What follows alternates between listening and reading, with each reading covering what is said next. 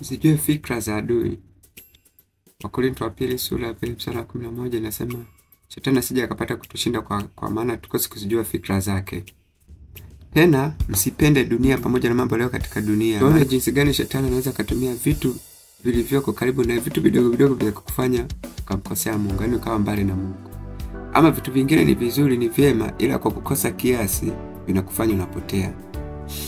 Unajitenga mbali na Mungu. Huyu ni Daudi, ni Mkristo anayejituma kwenye maombi, anasali, anasoma neno. Ni mtu ambaye alikuwa busy sana kwa mambo ya Mungu, lakini tunaona nyuma yake anafuatiliwa na pepo likimlenga mshale, ili ule mshale umshawishi kuyataka mambo ya dunia. Daudi kweli alifika kwenye duka akaona simu za bei ya chini. Akasema, kwa nini sasa na mimi nisianze kumiliki simu? Na mimi nianze kumiliki simu kubwa, ili wakati mwingine niwe humo na nasoma maneno ya Mungu. Daudi akataka kujizuia asinunue simu, lakini Shetani akampiga ule mshale ukamfanya apate mawazo ya kununua simu, ukamsukuma anunue simu akifikiri ni mawazo yake. Kumbe ni mawazo ya Shetani aliyomwingia ili anunue ile simu. Daudi alishindwa kupinga hila za adui na majaribu yake, na majaribu ya Shetani yakafanikiwa. Daudi akanunua simu.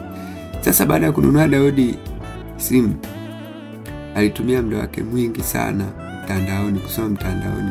Alitumia muda wake mwingi na hiyo simu.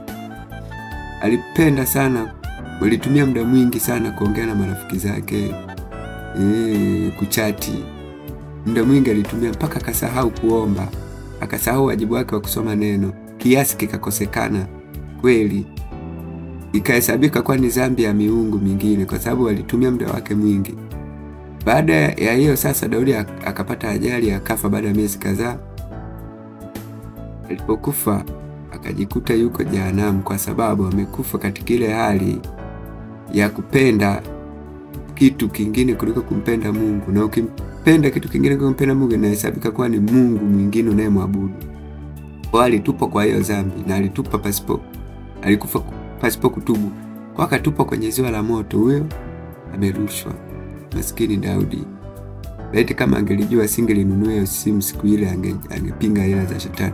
Kwa hiyo tunakuja kwako wewe sasa, unayenisikiliza, kwamba kitu ulichonacho pengine kinaweza kuwa ni kizuri ndio, lakini kwa kukosa kiasi kinaweza kupeleka jehanamu.